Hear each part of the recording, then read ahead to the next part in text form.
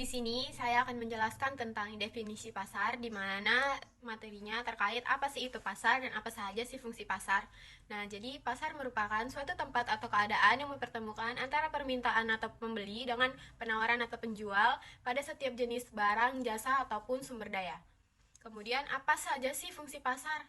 Nah, pasar memiliki tiga fungsi utama, di mana yang pertama yaitu pasar sebagai sarana distribusi, di mana dalam hal ini pasar berfungsi untuk memperlancar proses penyaluran barang atau jasa dari produsen ke konsumen. Yang kedua yaitu pasar sebagai pembentuk harga, di mana dalam hal ini konsumen yang membutuhkan barang atau jasa tersebut melakukan penawaran terhadap produsen sehingga terjadilah proses tawar-menawar pada kedua belah pihak.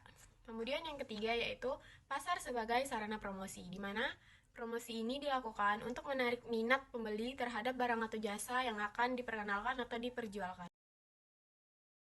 Jenis-jenis pasar. Jenis-jenis pasar dibagi menjadi beberapa kategori, yaitu pasar menurut segi fisiknya, pasar menurut lokasi dan kemampuan pelayanannya, pasar berdasarkan waktu terjadinya, dan pasar berdasarkan bentuk dan strukturnya. Nah, yang pertama yaitu pasar berdasarkan segi fisiknya, di mana pasar ini terbagi menjadi beberapa macam, di antaranya pasar tradisional, pasar raya, pasar abstrak, pasar konkret, toko swalayan, dan toko serba ada. Kemudian yang kedua, pasar berdasarkan lokasi dan kemampuan pelayanannya, di mana pasar ini dibagi menjadi 5 jenis, yaitu pasar pasar regional, pasar kota, pasar wilayah atau distrik, pasar lingkungan, dan pasar khusus.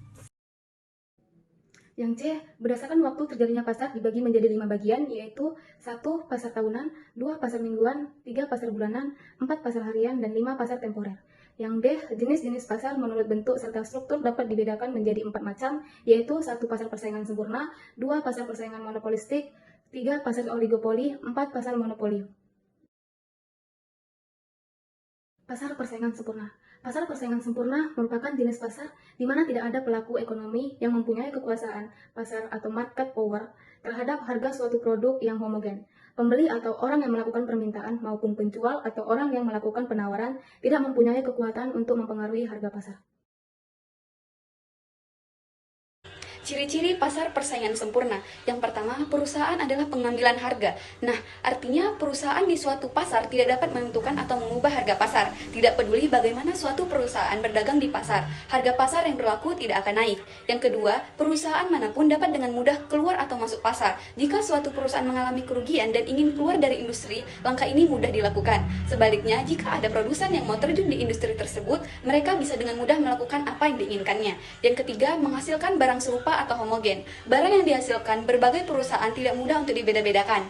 Barang yang dihasilkan sangat sama atau serupa. Tidak terdapat perbedaan yang nyata di antara barang-barang yang dihasilkan suatu perusahaan lainnya. Yang keempat, terdapat banyak perusahaan di pasar. Sifat inilah yang menyebabkan perusahaan tidak mempunyai kekuasaan untuk mengubah harga. Sifat ini meliputi dua aspek, yaitu jumlah perusahaan sangat banyak dan masing-masing perusahaan adalah relatif kecil kalau dibandingkan dengan keseluruhan jumlah perusahaan di dalam pasar.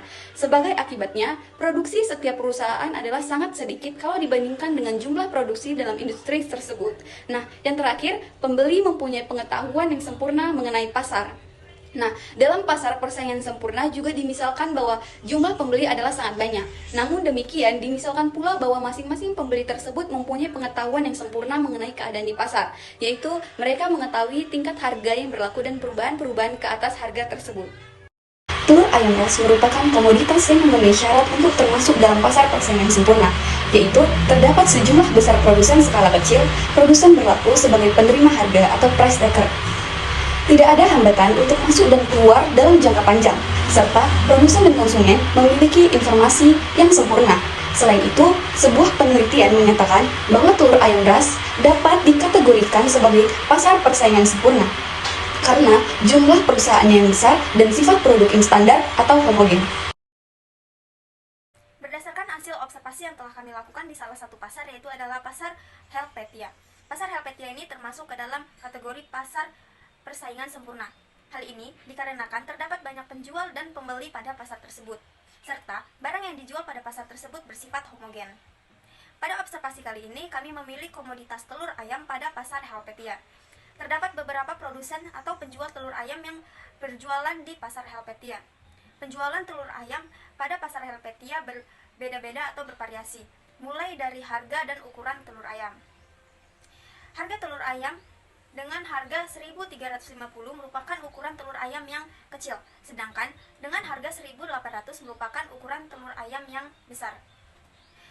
Rata-rata produsen mengatakan bahwa dalam penjualan telur ayam, mereka mengikuti harga pasar sehingga pada pasar tersebut dapat bersaing dengan sempurna. Dan harga dari toko satu dengan toko yang lainnya tidak jauh berbeda atau sama sekali tidak memiliki perbedaan.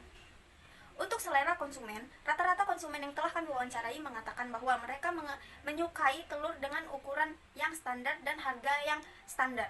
Harga yang standar berada pada harga 1.500 dengan ukuran telur ayam yang bisa dikatakan sedang.